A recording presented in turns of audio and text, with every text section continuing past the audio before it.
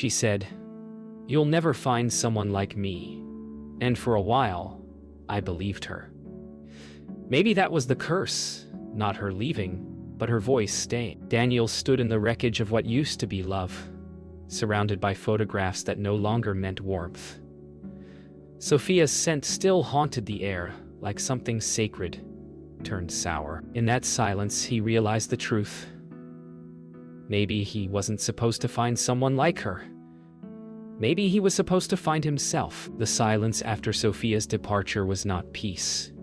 It was echo. Every sound Daniel made felt borrowed. Every breath foreign. He searched the rooms like an archaeologist of his own heart, uncovering artifacts of who he had been when he loved her. But love, he realized, wasn't the thing that broke. It was the illusion that he couldn't live without her. Friends told him to move on, as if grief obeyed commands. But moving on wasn't the goal. Moving through was. Every heartbeat reminded him that healing wasn't about forgetting her. It was about forgiving himself for staying too long in a love that had already ended. He found one of her letters tucked behind a book, a confession, half love and half apology. She'd written, "You'll never find someone like me." But now those words felt less like a warning and more like permission. Maybe she was right. Maybe he wasn't supposed to. By the time the sun dipped below the skyline, Daniel finally stood in front of the mirror again, not to mourn, but to meet the man who had survived. The ghosts were still there, but quieter now. For the first time in years, the silence didn't hurt. It healed. Days turned into patterns, and patterns turned into peace. Daniel started running again, not from the past, but through it. Each footfall was a drumbeat of clarity. Each breath a rebellion against everything he once believed he needed to survive. The ghost of Sophia no longer haunted him. She walked beside him quietly, fading into forgiveness. Healing wasn't loud. It whispered. He started painting again. Not the kind of art that asked to be understood, but the kind that simply needed to exist. Sophia used to say his work was too sad. But now, the sadness had texture, depth, even beauty. Every stroke was a confession he no longer feared to make. One evening, while buying art supplies, Daniel saw a woman humming to herself in the aisle. Not beautiful in the way Sophia was, but radiant in the way peace can be. Her name was Claire, and when she looked up at him, there was no spark of destiny, no cinematic rush. Just calm recognition, like two travelers meeting at the same rest stop on different roads. They didn't fall in love quickly. They didn't even call it love at first.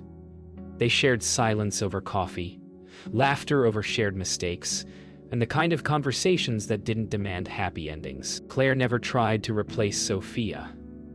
She simply saw Daniel, not the version left behind, but the one learning to begin again. That night, Daniel returned home and took the last box of Sophia's things from the closet.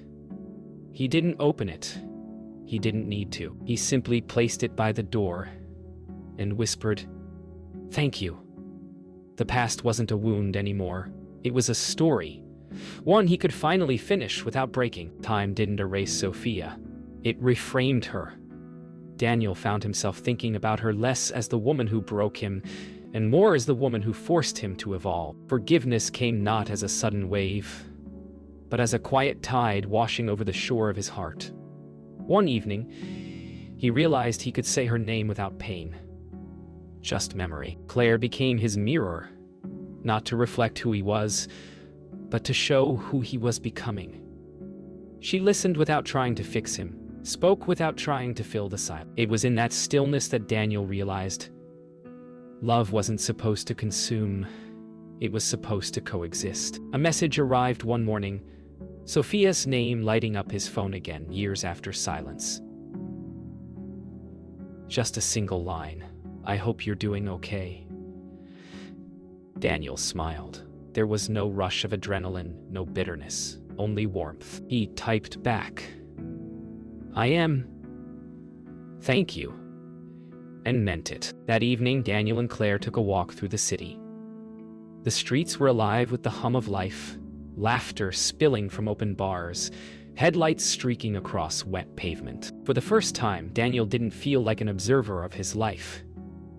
He was living it. Later that night, back in his studio, Daniel painted something new, a faceless figure, standing in sunlight. It wasn't Sophia. It wasn't Claire. It was him. The art no longer carried pain, it carried presence. Healing, he finally understood, wasn't about rewriting the story. It was about finishing it with grace. The calm after heartbreak wasn't a destination. It was maintenance. Daniel had learned to stay, not in love, but in presence. He no longer rushed to fill silence or escape stillness. The apartment, once haunted by echoes, was now alive with soft music and laughter. Healing had become his daily ritual. Claire brought warmth into his life like sunlight sneaking through curtains, not dramatic, but essential. They started cooking together on Sundays, dancing to quiet jazz while chopping vegetables. The rhythm of love wasn't found in passion or fireworks. It was in the steady pulse of shared moments. One night, Daniel admitted his old fear, that love meant losing himself. Claire didn't speak. She just took his hand, grounding him in silence. "Then don't lose yourself," she whispered. "Bring yourself." That moment rewrote every rule he once knew about love. Months later, Daniel revisited the old cafe where he and Sophia had once fought, laughed, and ended. It wasn't painful now. It was perspective. He sat by the window, ordered his usual coffee, and smiled. Some places aren't meant to be avoided.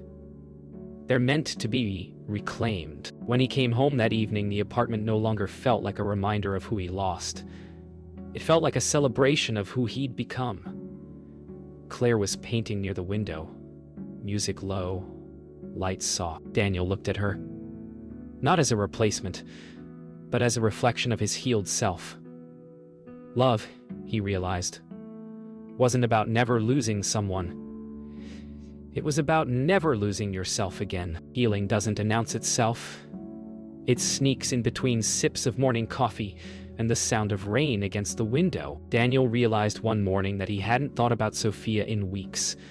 Not because he forced himself to forget, but because peace had finally taken her place. He smiled. Not with victory, but with understanding. Claire's laughter had become his favorite kind of music. It filled the spaces where grief used to echo. They didn't plan for forever.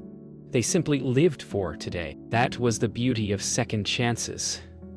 They didn't ask for perfection, only presence. Daniel received an invitation to Sophia's gallery opening, her first solo show. He hesitated, then smiled. She had found her way too. He attended quietly, not to rekindle the past, but to honor it. As he stood before her art, he saw what he never could before. She had been healing too in her own way. They exchanged a glance, not of regret, but recognition. Two people who had survived each other and themselves. She smiled first. He nodded. Nothing needed to be said. Some stories end not with an explosion, but with an exhale. When Daniel left the gallery, he walked into the night and found Claire waiting outside. She didn't ask how it went. She didn't need to. He took her hand and together they walked toward the city lights. In that moment, Daniel finally understood. Healing wasn't about finding someone like her. It was about becoming someone unlike who he used to be. The mornings no longer asked him to outrun the dark. They invited him to name the light. He woke beside Claire to the hush of a city still making up its mind, the kettle murmuring, the clock refusing urgency. There was a softness to these hours, a truce between who he had been and who he was learning to be. He traced the small ordinaries, the way her hair gathered like ink on the pillow, the way the floorboard by the sink sighed when stepped on, the way silence did not accuse him anymore. He remembered the version of himself who thought love was a test you could fail and realized he had been studying the wrong subject. Not attachment, but attention. Not forever, but presence. He kissed Claire's shoulder and closed his eyes again, letting gratitude stretch through him like sunlight does a room, slow and without apology, knowing that peace is not found. It is practiced. Breath after breath. They drove to the coast in a borrowed car that rattled at 60 and sang at 70. Windows down, wrists out, the air salted and honest. Daniel watched the ocean unspool beside them and felt the old ache loosen its knots. He told Claire the last of the stories he had not wanted to say out loud.